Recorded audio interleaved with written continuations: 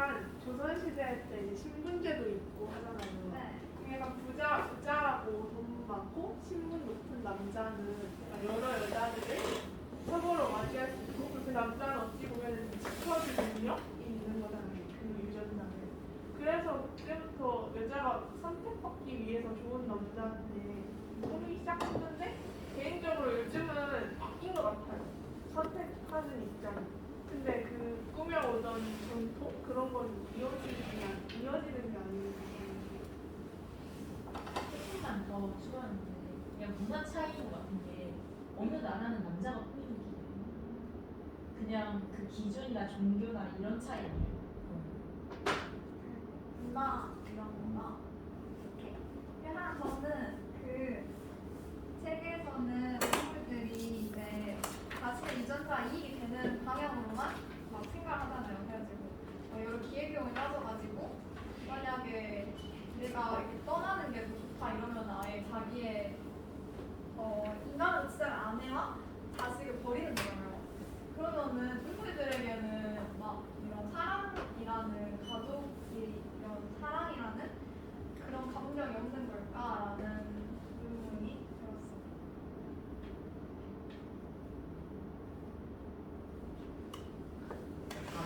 아까 질문이랑 좀 상충되는 게 나는 좀 인간에 비해서 동물이나 이런 곤충 이런 존재들은 좀 더 본능적인 행동을 하는 거거든. 그래서 인간은 뭐 문화적인 지능이나 막 이런 거에 있어서 조금 발전된 종족이라잖아. 그래서 그런 식으로 본능을 기반으로 어쨌든 자기의 문화 형성 이런 거를 일본에 하면 일단 동물들은 기본적으로 자기가 생존하고 좀 더 먹고 막 자고 막 그런 본능에 대한 거를 기반으로 하는 것 같아가지고 아무튼 그런 행동도 본능에 따라서 완전 차이라고 생각하는 게 막 가치를 따질 거 아니에요. 자기랑 자식을 봤을 때 내가 얘를 보살펴 주는데 위험이랑 그냥 얘를 보살펴 준다고 이익을 따질 텐데 이게 유전자에 따르면은 인간의 경우는 막 당장 막 우리가 지금 경계를 안 한다 해서 막 살해당하고 막 그럴 위험이 없잖아. 그만큼 자식을 돌보는 것에 대한 위험도가 적을 것 같은데 동물의 경우에는 자기가 그만큼 위험에 지금 많이 노출돼 있으니까 그 위험도가 높아서 더 버리는 경우가 많아요.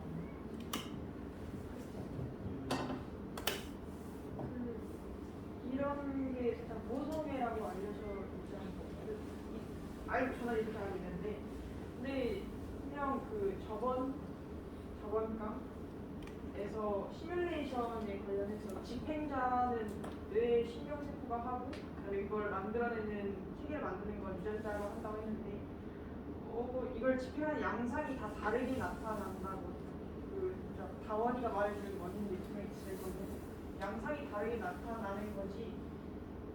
그럼 그 양상 안에서도 저는 그래도 모성애 나는 이런 감정 같은 건 충분히 담길 수 있다고 생각을 해서 본능과 감정이 일치하는 걸로 저는 봤습니다.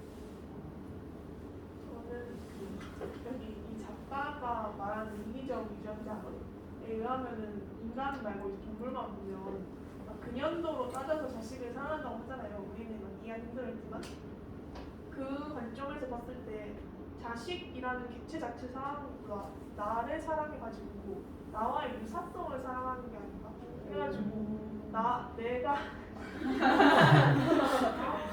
나 비슷한 존재, 그러니까 내가 얻는 이익이 더 큰 쪽으로 선택하는 거니까 내 몸 본체가 더 얻는 이익이 크면 이건 버리고 그런 식으로 하는 게 아닌가 하는 생각이 그래서 이유로 그럼 여기 모성이 나왔으니까 암수를 구분하는 방법이 생식세포의 크기에 따라서 구분했잖아. 그거에 대해서 어떻게 생각해?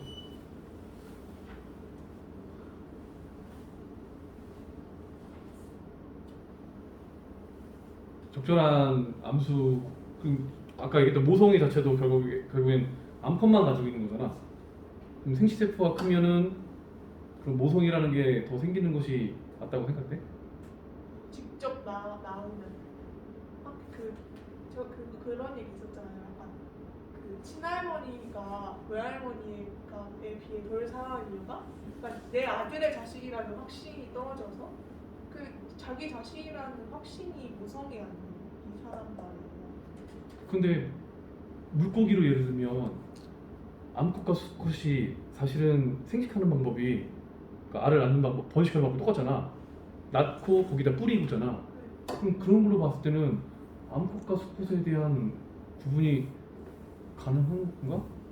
나 바뀌는 것도 있잖아요. 암수. 맞아. 테마 같은 경우 수컷이 그래서 모성이라는 것 자체를 막 이렇게 논점에 두고 하는 게 옳은 건가 싶은 마음이 드는 거야. 맞아. 그럼 왜 테마의 경우에 왜 나는데 왜 수컷이라고 얘기하지? 났는데? 수컷 해마만의 특징이 있나? 자, 나중에 대학 가서 또 공부하시고요. 네. 우와. 깡, 다원이, 지원이.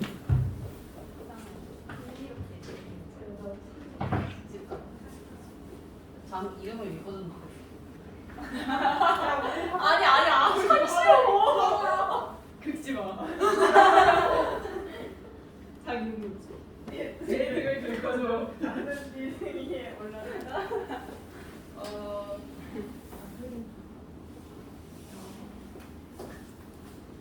나도 일단 그런데. 일단은 10장에서는 후회적 이타주의에 대해서 설명을 하고 있는데 주제를 잡고 이제 설명을 하고 있는데 이 책에 따르면은 후회적 이타주의의 이제 행위들은 다 겉보기에는 우리 인간 기준에서 이타적으로 보일 수 있지만 알고 보면 이기적 유전자의 기인한 행위이다라고 말을 하는데 먼저 이기적 무리라는 게 존재를 해요.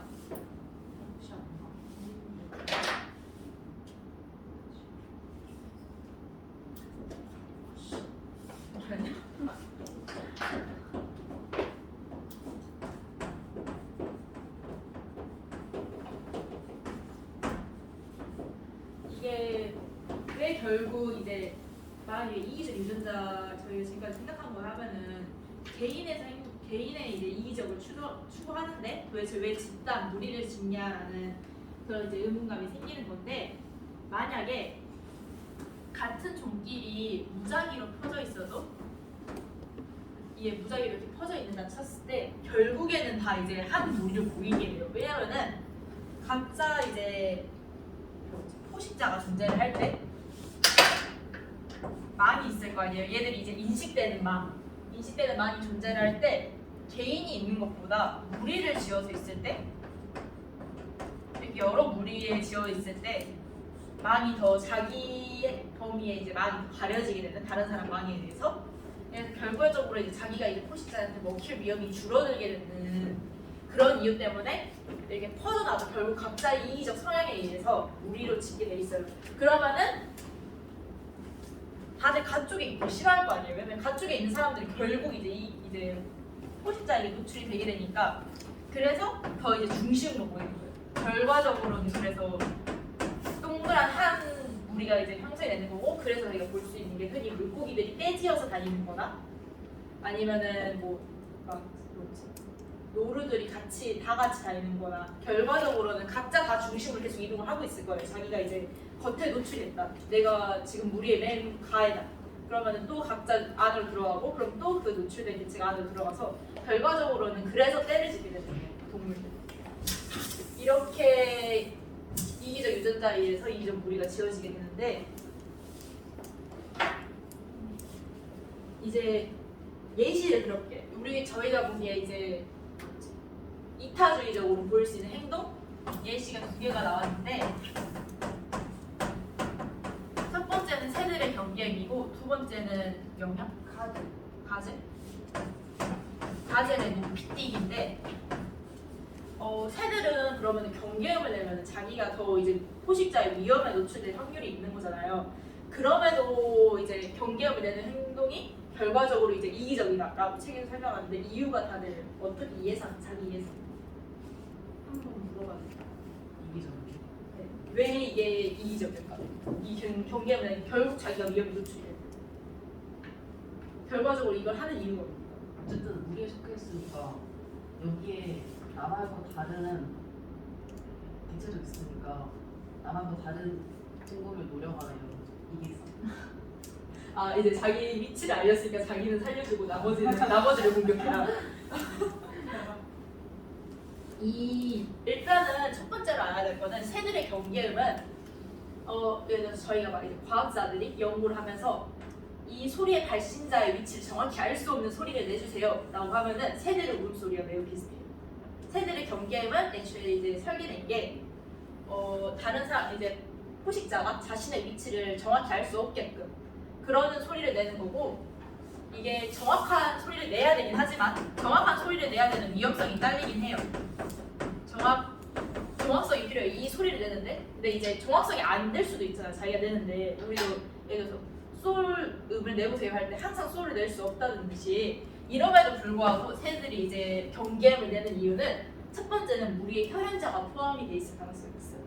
말대로 자기는 이제 수명이 이제 짧고 자신의 혈연자들이 더 오래 살아야 되니까 그들을 보호하기 위해서 이제 경계음을 내는 경우가 있고 두 번째로는 우리가 줄으면은 우리의 수가 줄으면 결과적으로 자기가 이제 겉에 포함될 확률이 더 높아져요. 그래서 어차피 이제 자기가 완벽한 소리를 낼 수 있다면 이제 자기의 위치는 어차피 모르니까 소리를 내서 이제 자기가 위험도에 노출될 확률을 그렇게 줄이고자 그래서 경계음을 내는 것들이기 때문에 새들이 이제 적이 왔어요 하고 알리는 소리는 결과적으로 자기의 이기적인 행동이다. 자기의 이제 안전을 보장하기 위한. 그리고 가젤의 경우가 있는데요. 가젤이 어떤 경우에 뛰냐면 들판이 있어요. 이렇게 가젤 무리가 있고 옆에서 포식자가 접근하는 걸 가젤 무리 중에 단 한 명만 먼저 발견을 했어요. 그럼 이제 가젤을 높이 뛰기를 시작해요. 이런 풀숲에서 높이 뛰기를 시작해요. 자기가 보일 정도로. 왜 이런 행동을 하는 걸까요? 이기적으로 안 따지고 왜 이런 행동을 하는 걸까요? 어떻게 예상. 한번 말해주면 안 돼? 왜 뛸까? 포식자를 봤을 때 뛴다. 포식자를 저 멀리서 포식자를 보면은 뛰어 이렇게 엄청 높이. 알리려고 하는 거 아닌가? 첫 번째 예상이 쉽게 할 수 있는 게 알리려고 하는 거다. 아니면 이제 다 피신하기 위해서 아니면 자기가 희생하기 위해서인데 알고 보면 되게 이기적인 행동. 알고 보면 되게 이기적인 행동인 게 높이 뛴다는 거는 자기가 그만큼 활발하다는 거잖아요. 방금 전에 그 경계음이랑 비슷해. 경계음을 추리했던 내용이랑 되게 비슷해요. 자기는 이만큼 활발하고 너에게 도망갈 수 있는 확률이 높으니 이쪽 근처에 자기 무리들이 있으니까 다른 무리를 노려라. 나는 이만큼 활발하니까 다른 무리를 노려라. 이런 의미로 이제 가젤이 뛰기를 하는 건데요. 저는 그래서 아까 막 새들이 배고프면 왜 우나? 막 새들은 왜 울까? 우는 이유에도 한 가지 이유에는 자기가 이만큼 활발하니까 다른 개체를 공격해라라는 의미도 있지 않을까라고 살짝 예상을 해봤었어요. 저는 이제 여기까지. 그 다음 파트가 개미를 예시로 들어서 이제 사회성 곤충 개미를 예시로 들어서 이제 설명을 해주시는데요. 네, 리처드 분께서 해주시는데 먼저 개미는 일개미, 여왕개미, 수개미 이렇게 아시죠? 저도 어렸을 때 개미랑 많이 친구였는데요. 네. 그래서 날개가 달렸네. 이렇게 참 개미랑 참 친하게 지냈었는데 이렇게 큰 이기적인 행동을 하는 친구들은 몰랐어요. 먼저 일개미 같은 경우는 무조건 여왕개미한테 헌신하고 걔들 뭐 배고프면 먹을 거 다 갖다 주고 하는 일군 개미가 일개미라고 부르는 걸로 알고 계시잖아요. 그러면 이 일하는 모습들이 그냥 당연히 뭔가 사회, 이 집단의 무리를 위한 헌신하는 거니까 이타적인 행동으로 보여서 저도 당연히 쟤들은 불쌍하다, 너무 노예같이 사는 거 아니야? 이 생각만 했었는데 사실 그게 전부 다 이기적인 이유 때문인 거죠. 여러분 그 일개미는 애를 낳을 수 없는 거 아시나요? 이번에 알았는데요. 살짝 낳을 수 있는데도 나는 너네를 위해 헌신하겠다는 느낌인 줄 알았는데 실제로 애를 안 낳잖아요. 못 낳는 건데 그다음에 그 이유도 이제 설명드리겠습니다. 먼저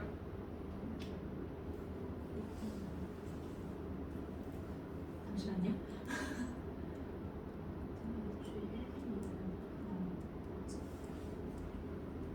자기 여러 개체들 이게 두 번째 연구하는 시간을 좀 내가 잠깐 하면 진화 중에 앞에서 한 번 나왔는데 아이를 낳는 자와 기르는 자가 이렇게 역할이 있을 거 아니에요. 원래는 이걸 대부분은 사회적 건축 빼고는 이걸 이제 통합해서 발전했어요. 진화를. 이거를 이제 예를 들어서 지금 인간 같은 경우도 낳는 사람이랑 기르는 사람이랑 이렇게 같잖아요. 이렇게 다들 자기가 낳고 기르는 입장으로 진화를 했는데 이제 사회성 고충 같은 경우에는 이거를 따로 분리를 했어. 그리고 실제로 얘네들은 분리를 한 게 더 이득이 돼요. 결과적으로 따지자. 이렇게. 그래서 기르는 자가 이제 일꾼인 거고 아이를 낳는 자가 여왕님이 되는 건데 각자의 입장에서 보면은 둘 다 이득이. 이렇게 하고. 이제 그러면 어떻게 그 역할이 나뉘어지게 되는지 설명드리겠습니다. 먼저 여왕개미가 결혼 비행을 통해서 수행하고 수개미 만나서 정작 갖고 아기를 낳죠. 그 R이 있는데 그 R에서는 먼저 수정이라고 하잖아요. 이제 남자와 여자가 만나는 걸 수정이라고 하는데 이 수정이 되는 것과 수정이 되지 않은 게 있어요. 수정이 된 것 설명하기 위해서 수정이 되지 않은 거 먼저 설명드리면 지금 수개미가 여왕개미랑 정자가 남자가 만났는데 수정이 안 돼서 여왕개미의 남자만 그대로 옮겨진 경우입니다. 이거를 무성생식이라고 하더라고요. 그래서 여왕개미의 유전자가 여기 있을 확률은 얘나 일단 2분의 1이거나 그렇게 되죠. 그리고 근데 수개미 건 없고 그리고 이제 그 수정이 됐을 때는 그때 암놈이 태어났는데 암놈 두 종류가 있잖아요. 여왕개미랑 일개미랑 그 두 종류를 구분하는 거는 그 유전자가 아니라 그 환경이에요. 그 후 환경이 이걸 결정한다는 점이 좀 새롭게 다가왔습니다. 그래서 그 근연도를 확인하시면 이제 아버지 거를 여기에 가질 확률은 당연히 1이잖아요.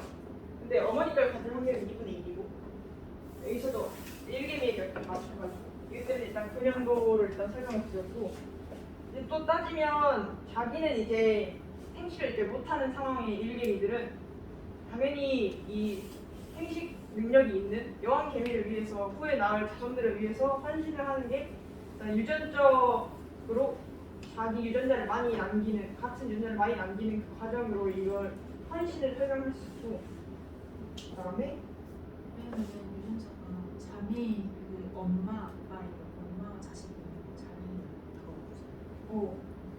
이게 일단은 일꾼들 입장에서는 여왕개미에게 충성을 하는 게 아니라 단지 충성을 하는 게 아니라 일꾼의 입장에서 여왕개미는 그저 그냥 자신의 근연도가 높은 자매를 생산해주는 생산 기계일 뿐이에요. 그래서 이제 집단을 이루고 협력을 하는 건데 왜 이제 여왕개미 단 한 명만 낳나? 이런 이유는 이제 아비의 유전자는 무조건 같은 배에서 태어나잖아요. 그래서 자신과 이제 근연도가 높은 그거는 부모 관계보다 자매 관계에서 근연도가 더 높게 돼요. 그 부모 관계에서는 50%인데 자매 관계에서는 이제 50%랑 100%인 경우가 나타나서 수개미가 붙을 경우에는 100%의 경우가 나타나기 때문에 50, 100 평균 맞춰서 75% 4분의 3이나 된다고 하더라고요. 그래서 이타적 행동이 아니라 사실은 이기적인 행동으로 일꾼이 더 이렇게 조정하는 거다 이런 식으로 볼 수도 있네요.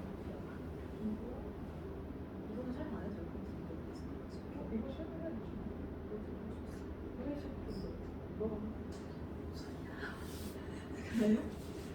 그리고 이제 그 전에는 없어요. 일단은 일꾼개미와 여왕개미가 존재를 하잖아요. 여기서 결국에 얘네들은 자신의 이익을 위해서 지금 무리를 형성을 한 거예요. 그러면은 각자의 입장에서 이득이 있겠죠. 유전자가 더 많이 보는. 여왕의 입장에서는 남자와 여자의 비율이 남자 여자로 해도 돼. 수컷과 암컷의 비율이 1대1인 게 자신의 입장에서 더 이득이래요. 유전자가 지금 보존되는 게.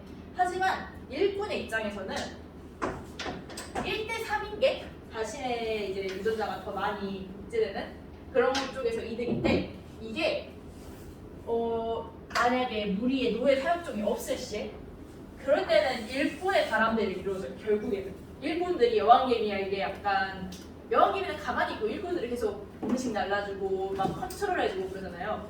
그래서 일꾼들이 여왕의 그걸 조종을 해요 거의. 그래서 1대3 비율로 나올 수 있게끔. 그래서 노예 사육종이 없는 경우에는 수컷과 암컷의 비율이 1대3으로 유지가 되는데 이게 노예 사육종이 들어가면 달라질 수 있어요. 노예 사육종은 다른 개미 굴에서 다른 종의 개미의 굴에서 새끼를 그냥 데려오는 거예요. 새끼를 데려오는. 태어난 지 얼마 안 된 새끼나 알 자체를 데려와서 자기 굴에서 기르는 거예요. 그럼 그 새끼는 그게 자기 굴인 줄 알고 개미들이 자기와 같은 종인 줄 알고 계속 자기의 역할을 수행하겠죠 일꾼들이. 그러면은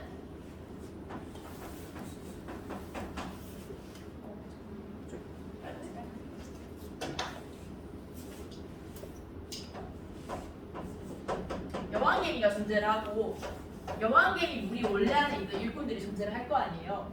이 종은 이 종 조종을 할 수 있어요. 왜냐면 같은 유전자가 안에 있으니까.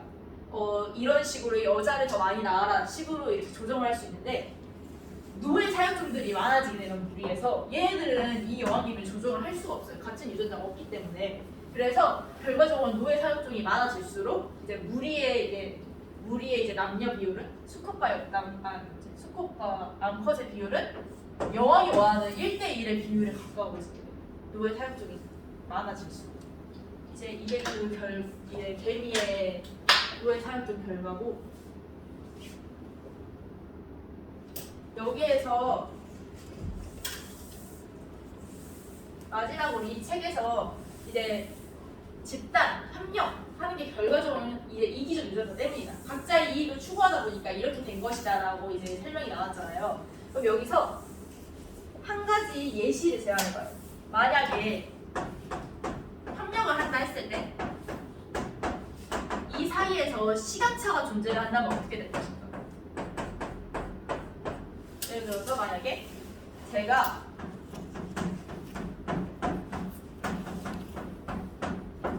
제가 2학기 때 어떤 우리 반 친구 A에게 도움을 주고 2학기 때 도움을 받기로 했어요.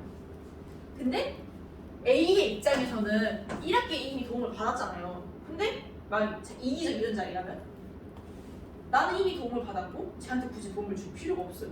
자기는 이미 받을 건 받았고 자기가 이기적으로 행동을 해도 되기 때문에. 근데 이제 이럴 경우에 결과적으로 이 책에 따르면 이럴 경우에 사람은 웬만하면 다 뭐라 해야 되지? 원한자. 자신이 만약에 이제 협력을 해줬는데 협력 안 해준다면 그 친구 얼굴을 기억해요. 그 친구 얼굴을 기억해서 다음부터는 안 도와줘야겠다. 이런 사상이 이제 인식이 되고 이제 결과적으로는 그 당한 사람들도 자기의 이제 돌아올 이익이 좀 더 줄어들기 때문에 왜냐면 반에서 1번 친구한테 도움받고 2번 친구한테 도움받고 계속 도움을 받다 보면은 마지막에 결국 도움받은 친구가 안 남아요. 왜냐면 다 이제 원한자이기 때문에. 그래서 이제 자기도 이제 이기적으로 굴지 않고 자기도 이제 나중에 받을 것을 위해서 이제 협력을 나중에 시간차가 있더라도 제공을 해준다. 그래서 협력에는 시간차가 제공을 해도 결과적으로 이루어진다. 이것도 결국 이기적 유전자에 대한 행동이죠. 라고 이 책에서 이제 설명을 했습니다. 그래서 인간은 좀 더 사기를 잘 치는 방향 그리고 사기에 잘 넘어가지 않는 그런 방향을 주죠. 그런 방향으로 점점 진화를 하게 되고. 근데 또 제가 여기서 질문 드리고 싶었던 점은 노예 사육종은 노예를 부리는 종이고 노예 개미들이 있거든요. 근데 노예 개미들은 이제 개체가 보면 달라져서 왼쪽 새로운 무리에 왔음에도 자기 부모들이나 자기 친구들인 줄 알았잖아요. 그러면 여기서 유전자를 식별할 수 있는 기능이 없다라고 볼 수 있는데 근데 부모가 자식을 기르는 과정이고 자식이 계속 옆에 있어서 자식인 걸 아는 거지 유전자끼리 소통을 해서 너 내 유전자네 하고 하는 게 아니기 때문에 과연 이주 유전자가 이제 맞나? 그리고 좀 안 맞나? 이 상태에서는 이걸 어떻게 설명을 해줄 수 있는지가 저는 궁금했습니다. 그거는 제 입장에서는 그냥 이기적 유전자여도 결국에 생각차라고 생각하는 게 만약에 제가 지금 결국에 나중에 생각해 이제 자식이 생겼어요. 자식이 생겨서 열심히 기르는데 오늘 내 자식이 아니네.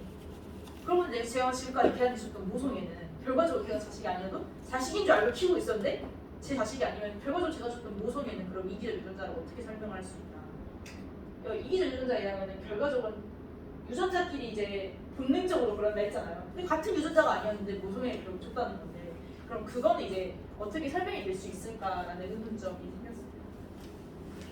애초에 모성애 자체가 유전자 때문에 있는 거죠. 그러면 유전자가 다르면 모성애를 안 베푸는 거죠. 근데 만약 그렇다고 막 드라마 같은데 막 보면 많이 나오잖아요. 내 딸이 아니었는데 난 열심히 키웠어. 모르고 열심히 키웠어. 이제 이런 경우 실제로 있을 거 아니에요. 아 쓰레기긴 하지만 이런 경우에 그런 모성애는 어떻게 설명할 수 있나요? 뻐꾸기 같은 경우. 지금 차제도 어미들은 자기 새끼인지 구별 잘 안 가니까 그냥 키워버려요. 자기 모성애 주면서. 그런 경우에 이제 이기적 유전자는 어떻게 설명할 수 있나라는 의문점이 있어요.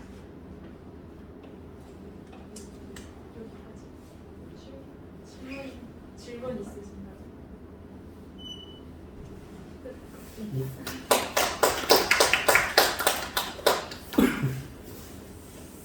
마지막 태연이랑 성경이 뭐 하고 싶었는데 태연이랑 성경이에게 시간이 필요하기 때문에 내일 할래? 그럼 질문 받자. 내일 하고. 네.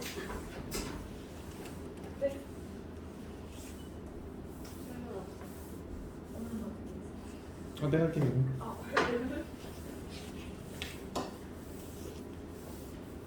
여기 보다 보면 지의류라고 하는 종이 나오거든.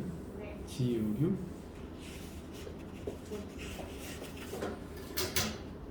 균류랑 녹조류가 합쳐진 게 있는데 345페이지 가장 하단에 나올 거야. 345페이지 마지막 문단을 보면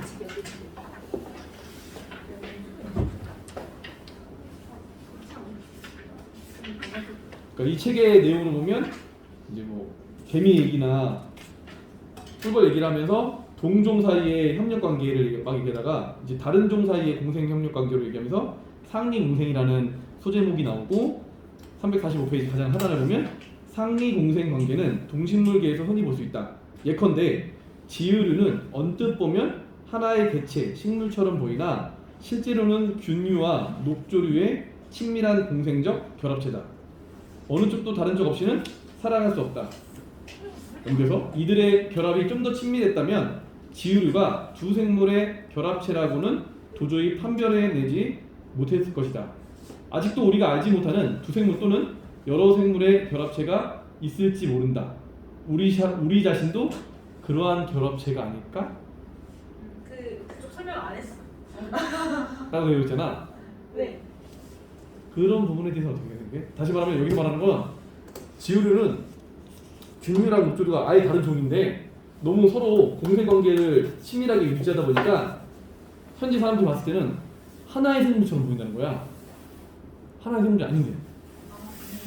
근데 만약에 이 상태에서 계속 더 진행이 된다면 진화가 지속돼서 이 공생관계가 더욱더 밀착이 된다면 지우류라는 생명체는 하나로 보일 거야. 하나가 될 거야.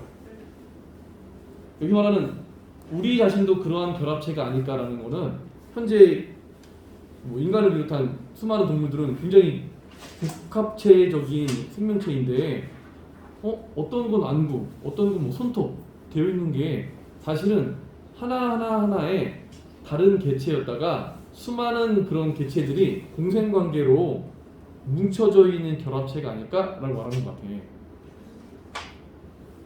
근데 네? 제가 실제로 옛날 그거 인문학 지문 응? 읽었는데 거기서 정확히 뭔 내용 공생에 관한 그게였거든요. 근데 어떤 생물에 소기관이 있었는데 그 세포 소기관을 자세히 보니까 핵이 있고 약간 독립적인 생명체 같이 추정되는 그런 게 있는 거예요. 그래서 추적해봤더니 원래 원시 생물이 그 안에서 공생하다가 결국 같은 생물로 하나가 발전을 했다. 실제로 그렇다는 건데 그 선생님 말씀대로 그렇지 않을까 싶어요. 결국 우리도 그러면 각자의 다른 개체였다가 공생관계가 훨씬 더 밀접해지면서 하나의 개체가 됐다. 그 식물 광합성 할 수 있는 영역체 같은 경우는 원래는 박테리아, 남세균 같은 거에서 이렇게 계속 오면서 식물 안에 들어가고 거기서 진화돼서 식물 세포가 형성됐다고 그런 적 있는데 그런 것처럼 이 그래야지 설명 안 되는 거예요. 이게 상리 공생 그래프가 생명과학 시간에 자주 나오는데 이 흰색이 각자 독립적으로 키울 때 나오는 거고 함께 공생했을 때 이 빨간색으로 더 개체 수가 늘어나고 생존할 수 있는 확률이 더 증가하는 게 상리 공생인데 이런 것처럼 서로 너무 함께 있으면 더 배가 되는 이익을 주면 같이 살아가는 것도 충분히 가능하다고 저는 생각했어요. 그렇게 따지면 이제 다시 약간 철학적으로 오면 우리가 하나라고 생각했는데 우리는 하나가 아닐 수도 있겠네. 저게 맞다고 생각하는 게 그럼 태초에 이제 인간 잠깐만 현아야 괜찮지? 뭐 태초에는 그러면 아무런 생물도 존재하지 않았잖아요. 그러다가 이제 막 박테리아가 막 뭉치거나 여러 개체들이 결국 뭉쳐서 하나의 이제 어떠한 이제 생물이 존재했고 그 생물이 진화해서 저희가 된 거잖아요. 그럼 계속 그 전으로 대감기를 하다 보면은 결국에는 진짜 무슨 미생물로 다 퍼질 텐데 어떻게 보면 그럼 인간이 하나가 아닐 수 있다고 할 수 있잖아요. 라고 생각해요. 수많은 생명체들의 네. 유전자 결합체 인간. 네. 결합에 관한 진화라고 볼 수 있어요. 근데 실제로 어느 포인트에서 한 개체가 됐는지는 좀 과학보다는 좀 약간 인문학, 좀 철학적으로 사람들이 고민하는 부분이 아닐까.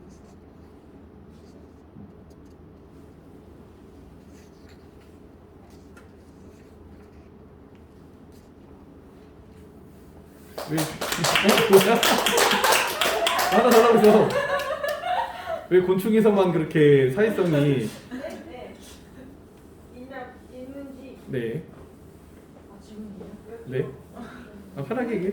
딱히 곤충이 아니어도 저희가 흔히 공생을 볼 수 있는 게 공생이라 해야 되나? 협력이나 공생을 흔히 볼 수 있는 거는 다른 정도 가능한 게 악어나 악어새 같은 경우는 진짜 말도 안 되는 직업이에요. 육식동물이랑 그냥 고기 그 자체가 입안으로 들어오는 건데 어떻게 생존하냐 물으면은 결국 이제 각자 이제 이익 어쨌든 악어도 누가 내 이빨을 닦아줘야 되고 새는 먹이를 얻을 수 있으니까 그냥 먹게 됐대요. 그래서 그런 경우도 있어요. 그 악어새랑 실제로 모양을 비슷하게 진화하는 새. 그래서 안 먹히기 위해서 이런 새들도 있고 물고기 같은 경우에서도 여기서 나온 청소. 네? 여기서도 나온 청소. 네네네. 물고기 같은 경우도 뭐 아가미를 침투해주는 그게 있다니까 생물이 있는데 그 생물과 실제 비슷한 생물이 많아요. 걔를 따라 걔네들도 그냥 들어오게 해줘. 그래서 어쩔 수 없는 손해를 이제 감당하면서도 이제 자신의 이익을 위해서 그런 공생관계는 많기 때문에 다른 종들도 충분히 가능하다. 이게 여기서 이제 이런 편지 있었거든. 이것이 실제로 벌어진 것은 사회성 곤충뿐인 것 같다라고 해서 되어 있는데 뒤에 있는 보주까지 읽어봤어? 네? 뒤에 있는 보주를 읽어보면 새롭게 발견됐대. 사회성 곤충과 똑같은 습성을 가지고 있으니까 자기의 일반적인 그런 생식을 하지 않고 하는 게 많아가지고. 개미처럼 또는 벌처럼 살아가는 생명체를 찾아냈대. 우리 아프리카에 있는 벌거숭이 두더지지? 오. 털이 없대. 벌거숭이 두더지인데 땅을 파고 살고 마치 개미처럼 각자의 역할이 있대.